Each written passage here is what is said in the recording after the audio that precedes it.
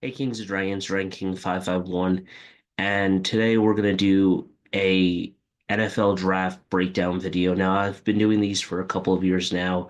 We're gonna talk about each pick in round um, 1 to 32.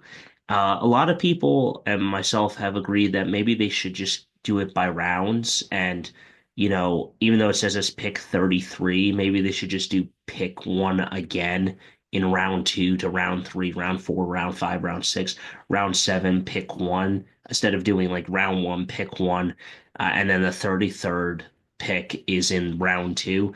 Maybe they change it like that, but that's neither here or there. So let's go through pick 1 to 32. And then obviously in a bigger video, I'm going to do Jets and Giants breakdown and talk about the draft, all their picks, and talk about where I think ultimately which team won the draft better. And honestly, I'm going to talk about why I like the Giants picks this year and stuff.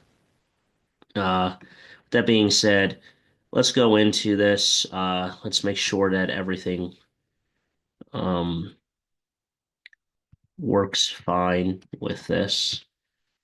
Um, all right. I have ignored those stuff. So with that being said, let's talk about each pick. So there were some trades going on with Jacksonville and Cleveland. They moved down and up in the draft and the trade and stuff. With Cam Ward, though, you know, he's fine where he is at. I don't really have a problem with him. As you can see, the draft's still going on, but I felt like getting down the first round first. So taking Ward at the top and passing on generational talent like Travis Hunter is risky in my book. Ward is good, not great. They could have waited until next year to take their quarterback. So a lot of this guy is going to be very critical what he says.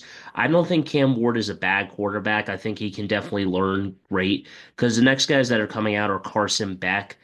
Ewers is still in the draft right now. He hasn't been picked yet, and you got to determine where you want to go.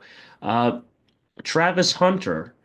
This is the move the franchise had to make. Hunter is a star, the best player in the draft. Phil had to be bold now, and this is bold. It's a great move. Now, prime Deion Sanders did play both sides of the football in that um, era of football. However, this is a new era where it's tougher in a way, you have a higher probability of getting injured. So I don't know where Hunter's going to play. He can either play defensive back or he can play wide receiver, but he has to make a decision on his position that he wants to play, and the coaches have to choose which position. Now, this is an A for us. I love this because you got Brian Burns, you got Thibodeau, you got Dexter Lawrence, and you got, I think, Azeez Ojulari still on the team at this time. I'm not sure if that's correct. But you've got all these guys coming back, and then you got Abdul Carter. They they had to pass on a quarterback to take the best pass rusher in the draft. When the Giants won Super Bowls, they rushed the passer. Carter adds to talent up front. They can wait on the quarterback, and they definitely did. And this is a very, very good position for them. Why? Because the Giants know that they got a guy that is similar to Parsons on the Cowboys, and a lot of Penn State edge rushers are very good players and stuff. I like this pick a lot. It's definitely one that I think definitely is good. Now, this one said that this is Will Campbell. I like Campbell, but I don't know how good he will be at left tackle. I see him as a star guard, but I get the pick. When you have a young quarterback, you have to take somebody to protect his blind side. So I don't think it's a bad pick, B minus. Mason Graham, though. I don't agree with the rating on a C plus. I think that is definitely a B plus or an A minus or somewhere in there.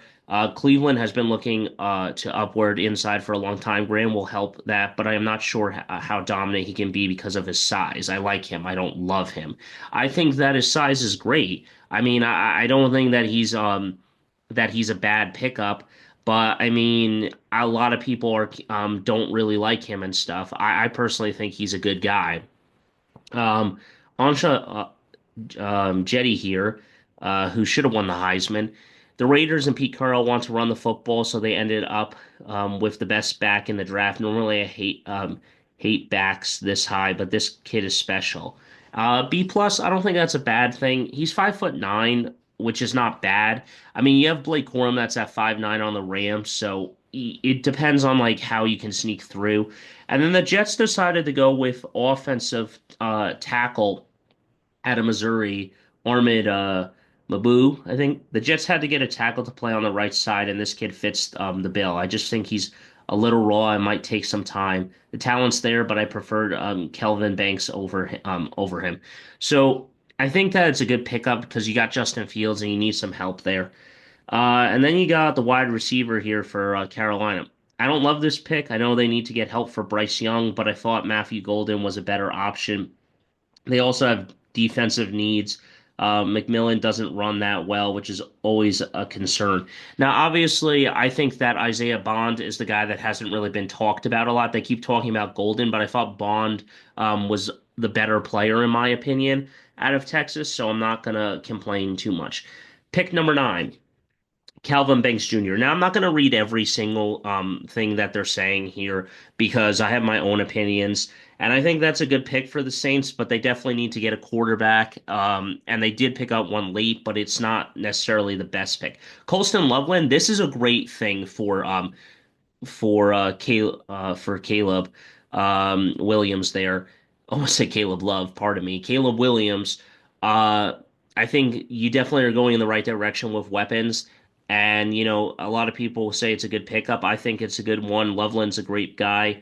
And I'm really surprised that a lot of people were saying TJ Warren was going to go higher than Loveland. Loveland went higher. He's a natty champ. He knows it. I love this pick for the Bears. He was a top tight end. And he was the best pass catcher of the tight ends. He will fit perfectly into Ben Johnson's offense. So I really don't think that's a bad one. Now, Mekeel Williams for the Niners, I think this is a good pick as well because they definitely had to get help with Nick Bosa. Um, and they're getting older and they're running out of time to try to win a Super Bowl. The same with the Lions.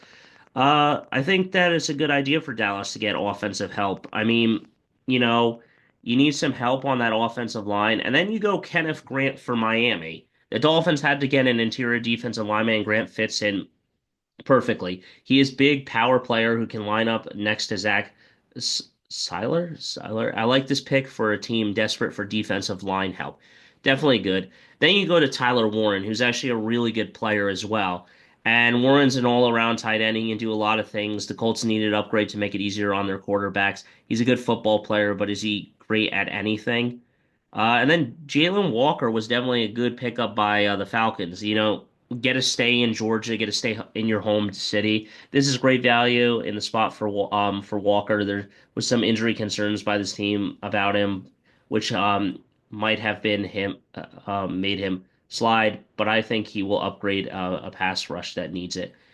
Uh, and then you got to go D line for the Cardinals. The Cardinals are not playing great. I mean, yeah, they had the 16th pick, um, which means that they're trending in the right direction, which means that when you look at these lower picks, that means the teams are not too far away from potentially making playoffs or making strides to be better because they're getting these lower type picks. Whereas the top 10 teams, they're still a little while away.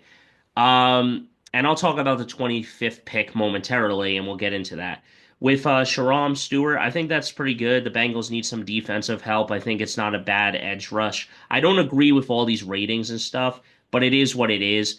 And then obviously for Seattle, they needed some offensive line help, so I don't mind that. And then everyone was complaining about Ibuka with Mike Evans getting up there in years and Chris Godwin coming off injury. Abuka is a solid pick. I love him as a player. And they do a great job, but why not defense? Maybe the value is too much to pass up. And I personally don't disagree with this. You need weapons when you need them when your older players are getting older. Um, and then, the Broncos went with the guy got to get a defensive back and he's good. And then Pittsburgh definitely Pittsburgh later got their quarterback. They got Will Howard, but Derek Harmon, This makes a ton of sense since they needed young players on their defensive line. Passing on a quarterback was the right move. The Steelers love big people early in the draft. It works, so they got a guy. The other thing here is I don't like Sanders because I'm having that Bronny James type vibe where his last name is going to help him get into the door, but then he's just going to kind of like fall off, and I'm not sure I think he's a great player. Um, Omara Hampton. He's a big time rusher who will upgrade their running game. He has explosive ability, which they lacked last season. We know Jim Harbaugh wants to run the football. Hampton is a nice pick, even for a back in the first. So, I mean, they could have got Donovan Edwards if they wanted to, but this guy is great too. So, Jim Harbaugh knows his game. He wants to run the ball effectively in the NFL as well. And almost to the pick that I want to talk about. Matthew Golden, though, it's a great pick. Good for Jordan Love. I'm going to move right along. I'm not going to talk about everything.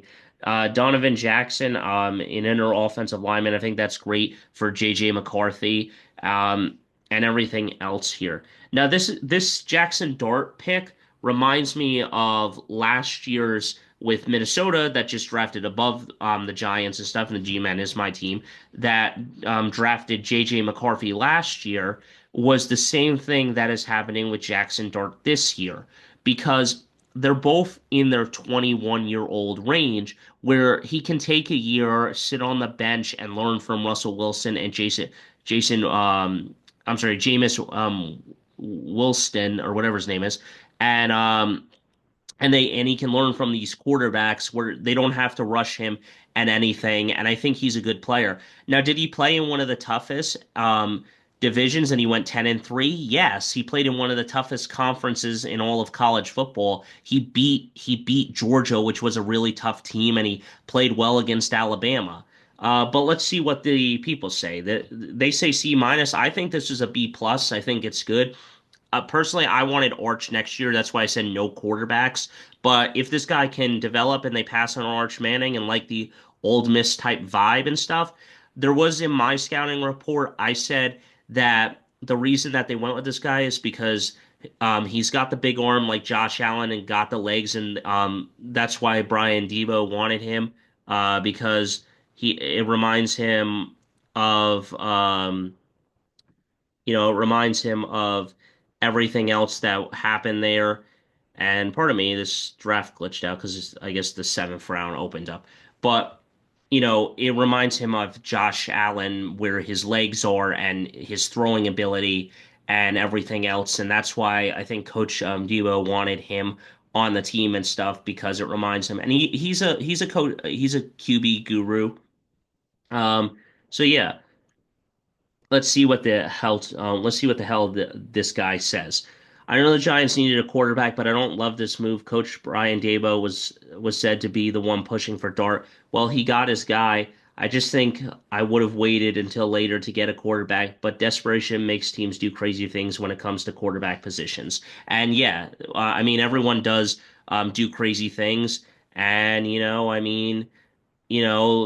everyone does crazy nonsense things, and everything else is there, and people do things. Now, did they trade too much away? Yeah, but at the end of the day, I don't think it matters too much for the Giants because they want to get their quarterback, and if they find this guy is better than Arch, go for it. I mean, it's not that bad. James Pierce Jr. Okay, so he's a B plus guy. I think that's a good guy. Get some defensive help for Atlanta still. Then you got Malik Starks with Baltimore, and I think that's a good pickup. I don't have a problem with that. And then Talik Williams is a D line for Ohio State. Got to get help with Aiden Hutchinson. I don't think that's a bad pickup. They needed depth and more help on their defensive line, and Williams is a player with scouts keep raving about throughout the process. He can push the pocket from inside, which they need. I might have gone edge here, but I get it. And I don't really feel like C plus is great. I think that he would have been higher than that. Um, and then you go down to these last couple of picks. So I'm just going to run through this. Josh Kwani Jr. definitely get some help for your quarterback. You got to get help for I think it's Jalen Davis. I love this pick and then we go into with the Bills Maxwell Harson here. I love this pick as much as any. He's my top corner, not named Travis Hunter. The Bills needed corner help, and he's an aggressive corner who will help upgrade the position. He will be immediate starter. Now, a lot of people didn't give credit to Will Johnson because of his knee injury or some other injuries, but I think he's definitely a good player as well, and he's definitely going to help out Arizona. Jahad Campbell is definitely a good player. I mean, the Eagles are always finding these great players. The Eagles had Nakaba Dean coming off an injury, so why not take a linebacker who can step in and help right away? If Dean isn't ready, Campbell can start next to Zach Boo. Solid pick. And then you got Josh Simmons, offensive tackle for Kansas City. Now, this is definitely a crucial pick because um, Kansas City needs this pick because their offensive line has looked like crap the two times that they've lost the Super Bowl. So I think and this is what the guy says, he is the best tackle in the class when healthy. The Chiefs won't be forced to rush him back from a torn patella, but he will be their left tackle of the future. I love this pick. And that's the end of the draft for round one, my breakdown talking about each pick. Um, Ultimately, I think that everyone is getting the positions that they need. But if the Chiefs want to get back to the rightful glory, they got to get better offensive linemen because I've seen him just run around like a crazy person, as we call it, a chicken without its head, basically running around and doing stupid things out there, and that's not going to work. And ultimately, you got to find the guys that work for your system. So that's all I got for you guys for this video. Obviously, I'll be back with the Giants breakdown and the Jets breakdown videos. But that's all I got for you guys. So until next time, don't forget to stay right on the call. I'll see you in the next one. Hit that like button, smash that subscribe button. Let me know your thoughts on your draft picks, who got it right, who got it wrong, and ultimately, do you like the picks that your team got in the first round, or are you not happy and wish you could have gotten someone else? Ultimately, I'm a happy camper right now. With not getting with going defense over offense for the Giants for their first pick. But I'll talk more of that in my other Giants video. I'll see you in the next one.